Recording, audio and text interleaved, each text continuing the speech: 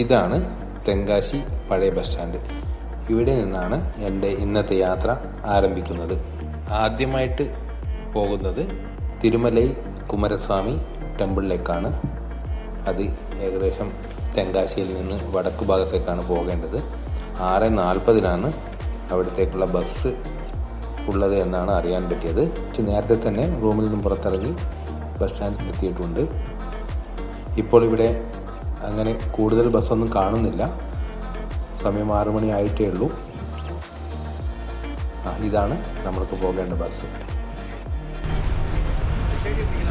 അങ്ങനെ നമ്മൾ അവിടുന്ന് ആ ബസ്സിൽ കയറിയിട്ട് ആ തിരുമലൈ കുമാരസ്വാമി ടെമ്പിളിലേക്ക് പോവുകയാണ്.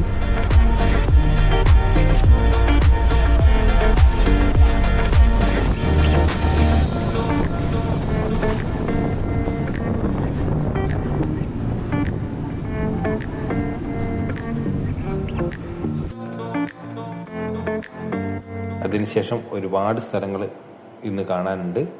ഈ വീഡിയോ നിങ്ങൾ മുഴുവനായിട്ടും കാണണം. എന്നാലേ തെങ്കാശിയെ പറ്റി നിങ്ങൾക്ക് കൂടുതൽ അറിയാൻ പറ്റും. നല്ല മനോഹരമായ വീഡിയോ ആണിത്.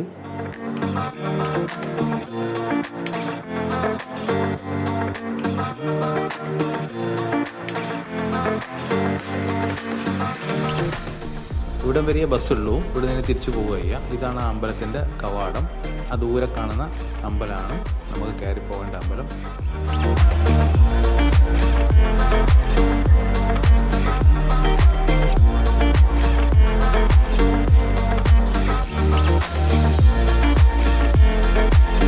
പുഷ്പയിലെ ഈ സീന് ഈ അമ്പലത്തിൻ്റെ മറ്റൊരു ആംഗിളിൽ നിന്നാണ് ഷൂട്ട് ചെയ്തത്. ഞാൻ ആ അമ്പലം കാണിച്ചു എന്ന് മാത്രമേ ഉള്ളൂ. ഈ അമ്പലത്തിൻ്റെ ബാക്ക്ഗ്രൗണ്ട് ആയിട്ടാണ് ഷൂട്ട് ചെയ്തത്. മറ്റൊരു ആംഗിളിലാണ് അവർ ഷൂട്ട് ചെയ്തത്.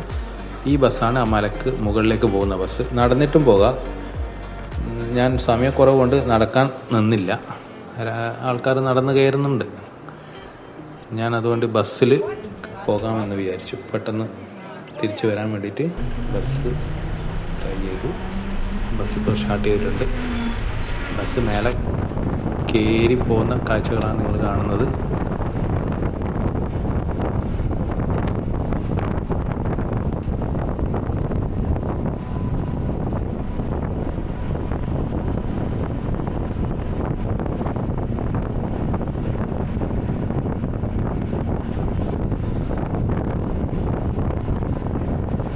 മേഘങ്ങൾ മലക്ക് തട്ടി നിന്നുള്ള സീനുകൾ കാണുന്നില്ലേ?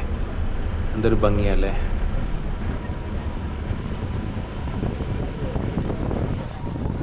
അങ്ങനെ നമ്മൾ ഏകദേശം ആ അമ്പലത്തിൻ്റെ അടുത്ത് എത്താറായിട്ടുണ്ട്. കുറച്ചുകൂടി കയറാനുണ്ട്.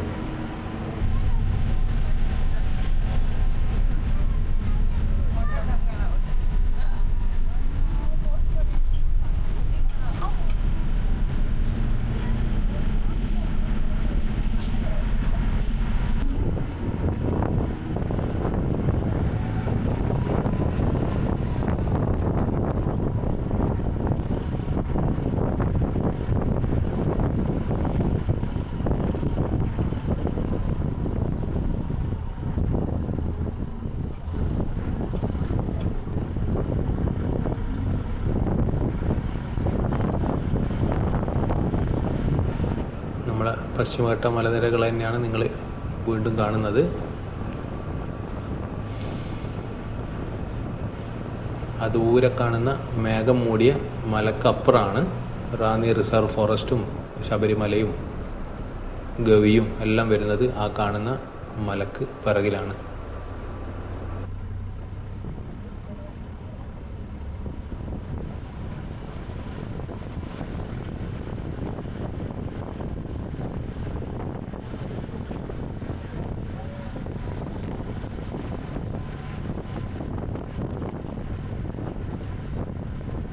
അമ്പലത്തിൻ്റെ ടോപ്പിലെത്തി. ഇതൊരു മുരുക ക്ഷേത്രമാണ്. കുറച്ച് ഭാഗം മാത്രമേ ഞാൻ ഇവിടുന്ന് ഷൂട്ട് ചെയ്തിട്ടുള്ളൂ. അകത്തൊന്നും കയറിയിട്ടില്ല.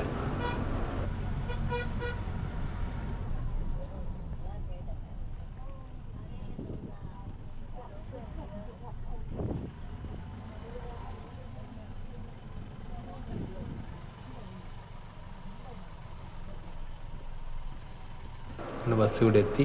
എല്ലാവരും ഇറങ്ങുകയാണ്. ഇതിൻ്റെ മേലെ നിന്നുള്ള വ്യൂ ഞാൻ കുറച്ച് കാണിച്ചു തരാം. നല്ല വ്യൂ ആണ്.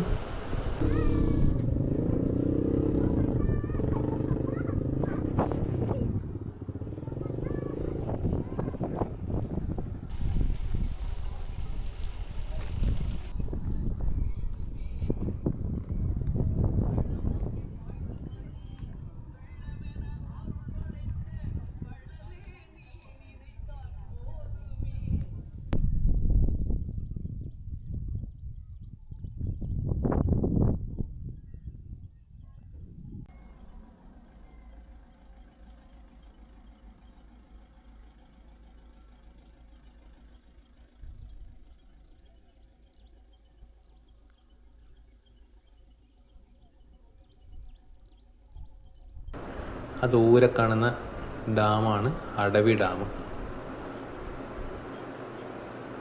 അടവി ഡാം ഇതേപോലുള്ള ചെറിയ ചെറിയ ഡാമുകളിലാണ് ഇവർ വെള്ളം സംഭരിച്ചിട്ട് കൃഷിക്കായിട്ട് ഉപയോഗിക്കുന്നത്. അത് ആ ദൂരെ കാണുന്ന ഡാമാണ് അടവി ഡാം. ആ ഡാമിൻ്റെ ഭാഗത്തേക്ക് നമുക്ക് പോകണം. ഇത് കഴിഞ്ഞ് താഴെ ഇറങ്ങിയിട്ട് വേണം നമുക്ക് ആ ഡാമിൻ്റെ പരിസരത്ത് ഇഷ്ടംപോലെ നെൽപ്പാടങ്ങളുണ്ട്, അത് കാണണം. വളരെ ഭംഗിയുള്ള സ്ഥലങ്ങളാണത്. നമ്മളെ പാലക്കാട് കൊല്ലങ്കോട് പോലെയുള്ള സ്ഥലങ്ങളാണ്. മലയോട് ചേർന്ന് നിൽക്കുന്ന നെൽവയലുകളാണ്. വളരെ രസമാണത് കാണാൻ.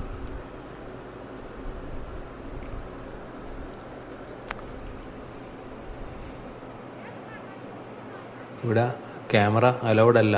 ഞാൻ ആരും കാണാതെ ഷൂട്ട് ചെയ്തിട്ട് മെല്ലെ മുങ്ങിയതാണ് അവിടുന്ന്. നമ്മൾ നേരത്തെ കയറി വന്ന സ്ഥലമാണ് താഴെ കാണുന്നത്. അവിടെ നിന്നാണ് നമ്മൾ ബസ്സിന് ഇങ്ങോട്ടേക്ക് വന്നത്. ഈ സ്റ്റെപ്പിലൊരു സിനിമ ഷൂട്ട് ചെയ്തിട്ടുണ്ട്. അതായത് പുഷ്പ തന്നെ, പുഷ്പയല്ല, ഈ സീന് ഈ സ്റ്റെപ്പിൽ നിന്നാണ് ഷൂട്ട് ചെയ്തിട്ടുള്ളത്. ഏകദേശം 625 സ്റ്റെപ്പ് ഉണ്ട് ഇറങ്ങിപ്പോകാൻ വേണ്ടി. ഞാൻ തിരിച്ചു പോകുമ്പോൾ ബസ്സിലല്ല കയറിയത്. ഈ സ്റ്റെപ്പ് ഇറങ്ങിയിട്ടാണ് താഴേക്ക് പോകുന്നത്. ബസ് കുറച്ചുകൂടി ലേറ്റ് ആവും. അവർക്ക് മിനിമം 15-20 പേരുണ്ടെങ്കിലേ താഴേക്ക് വരൂ. അതുപോലെ മുകളിലേക്കും വരണമെങ്കിൽ 15-20 ആൾ വേണം, എന്നാലേ അവർക്ക് ഒരു പൈസ കിട്ടും. ഞാൻ അതുകൊണ്ട് ആ ബസ്സിനെ വെയിറ്റ് ചെയ്യാണ്ട് സ്റ്റെപ്പ് ഇറങ്ങി താഴേക്ക് വന്നു.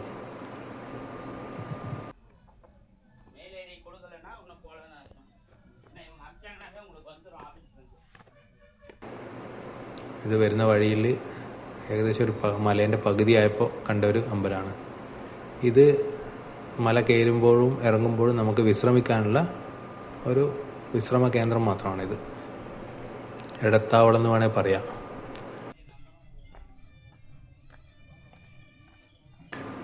ഈ എടത്താവളത്തിൽ ഇവർ സ്ഥലം പിടിച്ചിട്ടുണ്ട്. അതിൻ്റെ മേലെ നിന്നാണ് ഞാനിപ്പോൾ ഇറങ്ങി വന്നിട്ടുള്ളത്. അടിഭാഗത്തെത്തി. ഇനി ബസ് നോക്കണം.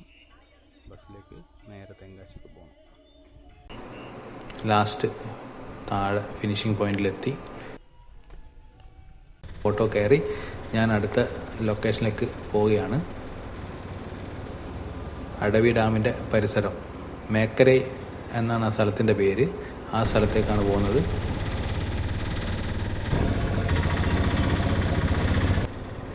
മേക്കര വളരെ ഭംഗിയുള്ള സ്ഥലമാണ്. നമ്മളെ കൊല്ലങ്കോട് തന്നെ എന്ന് വേണേൽ പറയാം. ഗ്രാമങ്ങളാണ് ഫുള്ള്. പോകുന്ന വഴിയിൽ ഇരുവശങ്ങളിലും ഗ്രാമങ്ങളാണ്. തെങ്ങിൻ തോപ്പുകളും, രാവിലെ തെങ്ങിൻ തോപ്പുകളിൽ അധ്വാനിക്കുന്ന ആൾക്കാരെയും കാണാം. വയലുകൾ. നമ്മൾ ആ ദൂരെ കാണുന്ന മലയാണ് നമ്മൾ നേരത്തെ കയറി വന്ന അമ്പലമുള്ള മല. അതാണ് നമ്മളെ കൊല്ലങ്കോട് പോലെ തന്നെ ഇല്ലേ കാണുമ്പോൾ. പാലക്കാട് കൊല്ലങ്കോട് പോയവർക്ക് അറിയാൻ പറ്റും ഇത് കൊല്ലങ്കോടും ഇതും ഭയങ്കര സാമ്യമുണ്ടെന്ന്.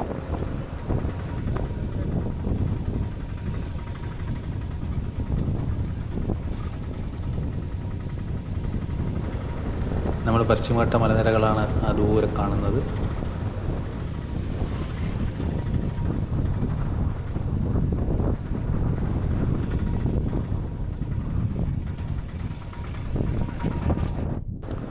നെൽപ്പാടങ്ങളാണ് ഇവിടെ കംപ്ലീറ്റ്. ഈ അടവി ഡാമിലെ വെള്ളത്തിനെ ആശ്രയിച്ചാണ് ഇവിടെ കൃഷി ചെയ്യുന്നത്. ഇനി നമ്മളെ അടുത്ത പോയിന്റ് അടവി ഡാമിലേക്കാണ്. പോകുന്ന വഴി അതിമനോഹരമാണ്.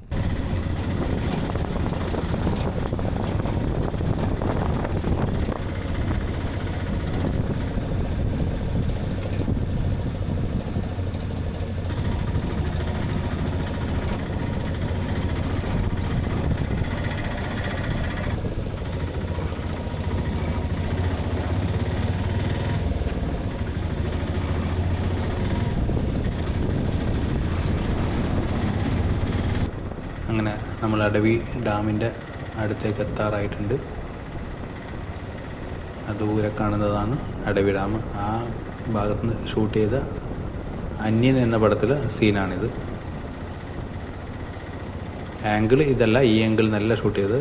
ഞാൻ റോഡിൽ നിന്ന് ഷൂട്ട് ചെയ്തതാണിത്. അവർ ക്യാമറ വെച്ചത് വേറെ ആംഗിളിലാണ്, അതുകൊണ്ടാണ് രണ്ടും തമ്മിൽ കുറച്ച് വ്യത്യാസം കാണുന്നത്. പക്ഷേ ബാക്ക്ഗ്രൗണ്ടിൽ കാണുന്ന ഡാം ഈ ഡാമാണ്, അടവി ഡാം.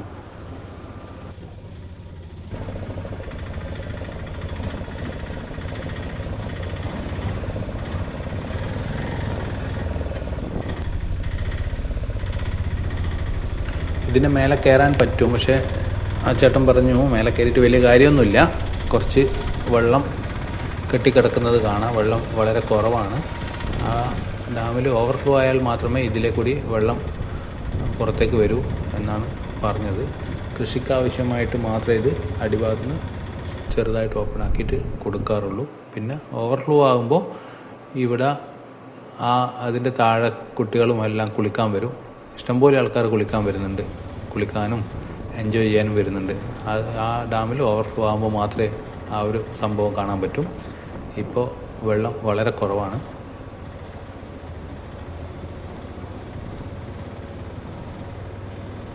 അങ്ങനെ ഡാമിൻ്റെ ദൃശ്യങ്ങളും കണ്ട് നമ്മൾ മടങ്ങി.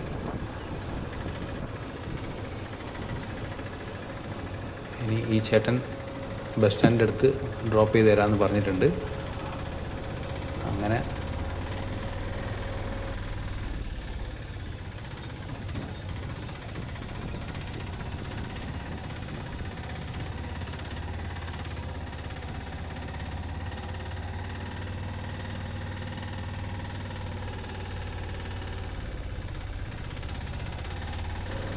ഈ ഡാമിൽ നിന്ന് ഏകദേശം ഒരു 10-15 കിലോമീറ്ററിൻ്റെ അടുത്തുണ്ട് തെങ്കാശി ടൗണിലേക്ക്.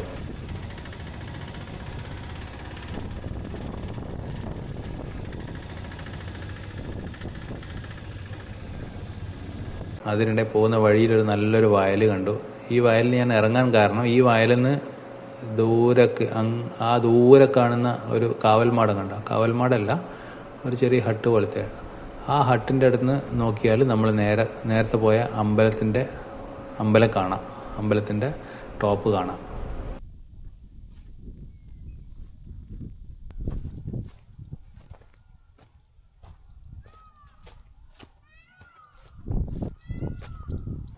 അതാ ഞാൻ നേരത്തെ പറഞ്ഞ അമ്പലമാണ് ദൂരം.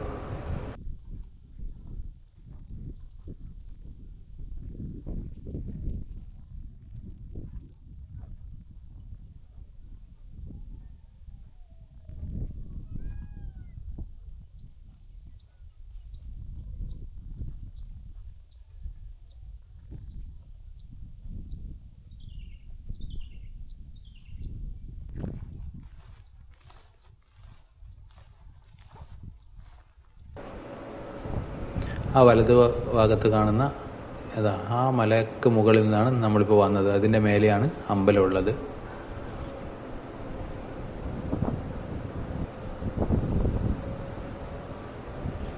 നമ്മൾ വീണ്ടും യാത്ര ആരംഭിച്ചു.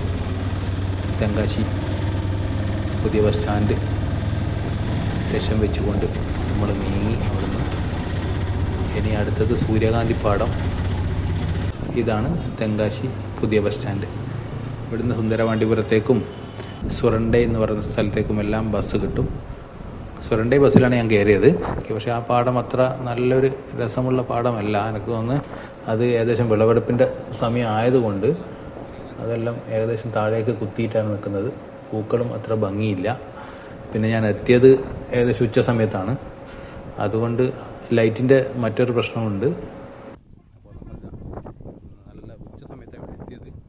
പൂക്കളെല്ലാം താഴേക്ക് ഇങ്ങനെ കൂട്ടി നിന്നിട്ടുള്ളത്. ശരിക്കും ഇവിടെ വൈകുന്നേരമാണ് നല്ല ഗോൾഡൻ ലൈറ്റിൽ ഈവനിങ് കിട്ടുന്നത്. അങ്ങനെ ഈ ചേട്ടൻ സൂര്യകാന്തി പാടം കാണിച്ചു തരാൻ വേണ്ടിയിട്ട് എന്നെ കൂട്ടി കൊണ്ടുപോവുകയാണ്. കുറച്ച് ദൂരം നടക്കണം. പാടത്തിൻ്റെ നടുവിലൂടെ കുറച്ചുകൂടെ നടന്നാലാണ് സൂര്യകാന്തി പാടത്തെത്തുക. അങ്ങനെ ഈ ചേട്ടൻ കാണിക്കാൻ വേണ്ടി കൊണ്ടുപോകുന്നതാണ്.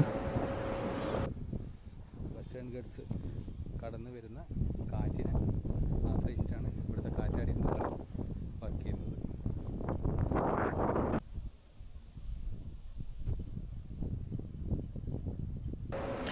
അവിടുന്ന് ഞാൻ പെട്ടെന്ന് സ്ഥലം കാലിയാക്കി. കാരണം അവിടെ അത്ര വലിയ രസമില്ല സൂര്യകാന്തിക്ക്. ഇനി ഞാൻ നേരെ സുന്ദരപാണ്ഡിപുരത്തേക്കാണ് പോകുന്നത്. സുന്ദരപാണ്ഡിപുരം എന്ന് പറഞ്ഞ ചെറിയൊരു ഗ്രാമമാണ്. അത് അവിടത്തേക്ക് എത്താൻ ചെറിയ ഗ്രാമങ്ങളിലൂടെയാണ് ബസ് കടന്നു പോകുന്നത്. ആകെ 2-3 ബസ്സുകളെ ആ റൂട്ടിൽ സർവീസ് നടത്തുന്നുള്ളൂ. അപ്പോൾ ബസ്സിൽ നിന്ന് 2-3 ചെക്കന്മാരെ ഞാൻ പരിചയപ്പെട്ടു. ഡിഗ്രിക്ക് പഠിക്കുന്ന BA തമിഴ് പഠിക്കുന്ന 2 ചെക്കന്മാരാണ്. ഇവിടെയുള്ള തെങ്കാശിയിലുള്ളൊരു കോളേജിലാണ് പഠിക്കുന്നത്. കോളേജിൻ്റെ പേര് ഞാൻ ചോദിക്കാൻ വിട്ടുപോയി. അങ്ങനെ അവരുമായിട്ട് കമ്പനിയാക്കി. അവർ കുറച്ച് സ്ഥലങ്ങൾ പറഞ്ഞു തന്നു.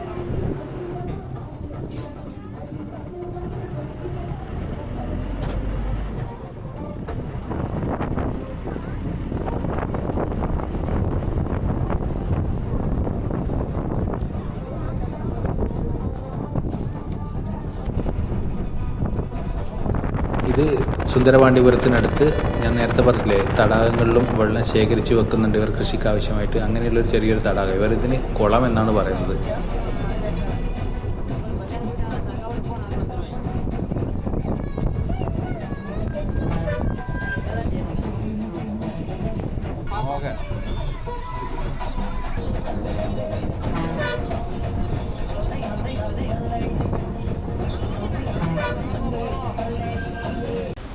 ഇതാണ് സുന്ദരപാണ്ഡിപുരത്തെ ബസ് സ്റ്റാൻഡ്.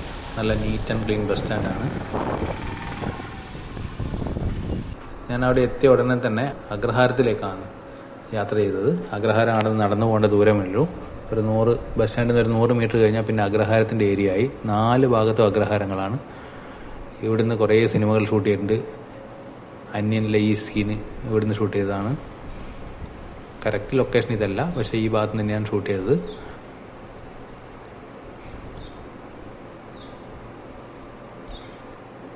ഒരുപാട് അഗ്രഹാരങ്ങളുണ്ട് ഇവിടെ. പക്ഷെ ഒരാളും ഇതിന് അകത്തെല്ലാം ആൾക്കാരുണ്ട്, പക്ഷെ ആരും പുറത്തിറങ്ങുന്നില്ല. കാരണം ഞാൻ ഉച്ച സമയത്താണ് എത്തിയത്. നല്ല ചൂടുണ്ട് പുറത്ത്. അതുകൊണ്ടായിരിക്കാം ഇവർ പുറത്തിറങ്ങാൻ നിൽക്കുന്നത്. അകത്ത് നല്ല ശബ്ദം കേൾക്കുന്നുണ്ട്, പക്ഷെ പുറത്ത് ആരുമില്ല. അങ്ങനെ അഗ്രഹാരത്തിൻ്റെ എൻഡിലെത്തുമ്പോൾ ഒരു വലിയൊരു തടാകം കണ്ടു. ആ തടാകത്തിലൊരു ചെറിയൊരു തീർത്ഥക്കുളവുമുണ്ട്. ഇവരെ അമ്പലമായിട്ട് ബന്ധപ്പെട്ട തീർത്ഥക്കുളമാണെന്നാണ് തോന്നുന്നത്. കാണാൻ നല്ല ഭംഗിയുണ്ട്.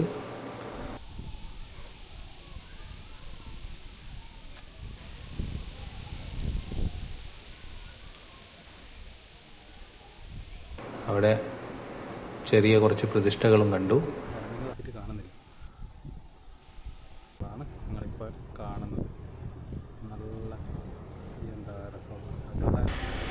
ഇതൊക്കെ ഒഴിവായിപ്പോയ അഗ്രഹാരമാണെന്ന് തോന്നുന്നു. അവിടെയൊന്നും ആൾതാമസം ഇല്ലെന്നാണ് തോന്നുന്നത്. അവിടെ നിന്ന് ഞാൻ പെട്ടെന്ന് തിരിച്ചു. നേരത്തെ കണ്ട തടാകത്തിൻ്റെ ഓപ്പോസിറ്റ് സൈഡിലെ റോഡാണിത്. ഇടതു ഭാഗത്ത് ദൂരെ കാണുന്ന ഭാഗത്താണ് നമ്മൾ അഗ്രഹാരം സ്ഥിതി ചെയ്യുന്നത്. ആ റോഡിൻ്റെ നേരെ കാണുന്ന 3 തെങ്ങിൻ്റെ താഴെയാണ് ഒരു സൂര്യകാന്തി പാടം ഉള്ളത്. അത് ചെറിയൊരു പാടാണ്. ഈ പാടത്തിലാണ് ഞാൻ രണ്ടാമതായിട്ട് വന്നത്. ഇതും അത്ര വലിയ ഗുണമുള്ള പാടമല്ല. നല്ല ഗ്യാപ്പിലാണ് ഇവർ കൃഷി ചെയ്തിട്ടുള്ളത്. അതുകൊണ്ട് കാണാനൊരു രസമില്ല, കാണാനൊരു ഹരം കൊടുക്കുന്നില്ല. അതുകൊണ്ട് കുറച്ച് സമയം മാത്രം ഞാൻ ഷൂട്ട് ചെയ്ത് അടുത്ത സൂര്യകാന്തി പാടത്തിലേക്ക് പുറപ്പെട്ടു. അടുത്ത സൂര്യകാന്തി പാടം ഇവിടുന്ന് നടന്നു പോകേണ്ട ദൂരം മാത്രമേ ഉള്ളൂ. ഏകദേശം 1.5 കിലോമീറ്റർ മാത്രമേ ഉള്ളൂ.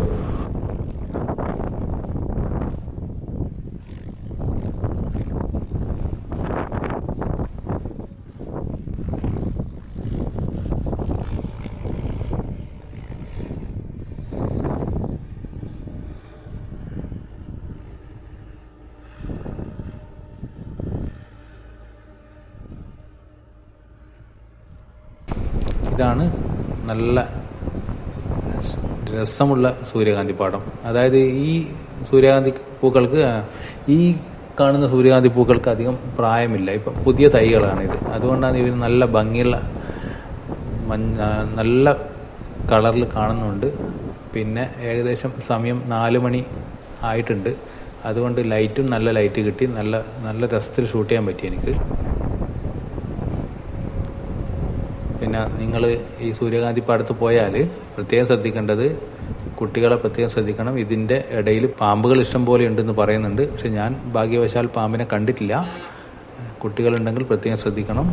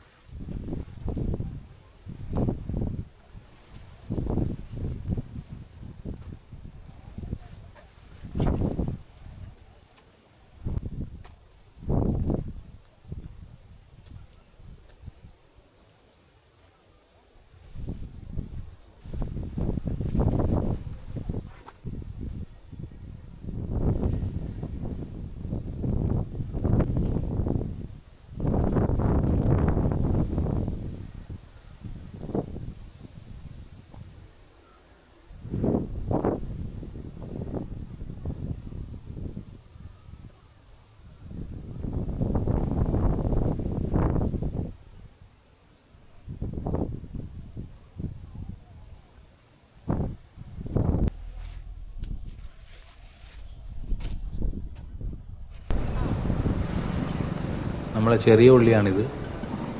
ഒരു വെങ്കായം എന്ന് പറയും തമിഴിൽ.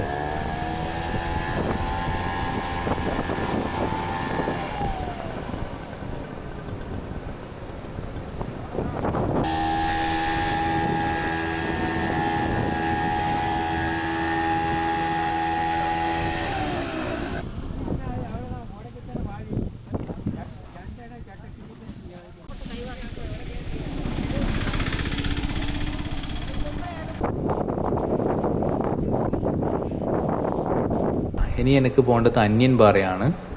അന്യൻപാറക്ക് ഇവിടുന്ന് ബസ് കയറണം.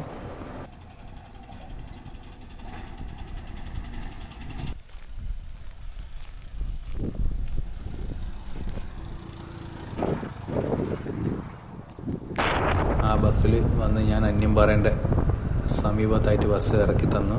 സ്റ്റോപ്പില്ല, പക്ഷേ ഡ്രൈവർ എനിക്ക് ഇവിടെ പോകണ്ടെന്ന് പറഞ്ഞുകൊണ്ട് ഡ്രൈവർ ഇറക്കി തന്നെയാണ് ഇവിടെ.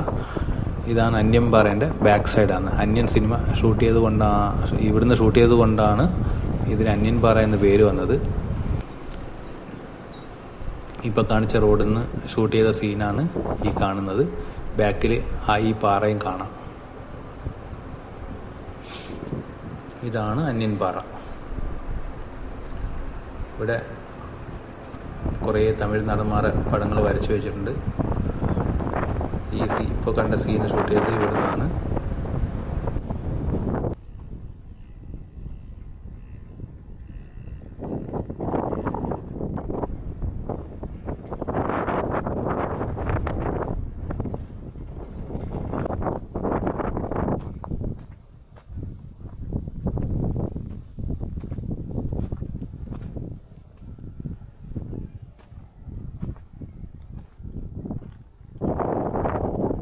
ഈ സീന് ഷൂട്ട് ചെയ്തത് ഈ ലൊക്കേഷനാണ്.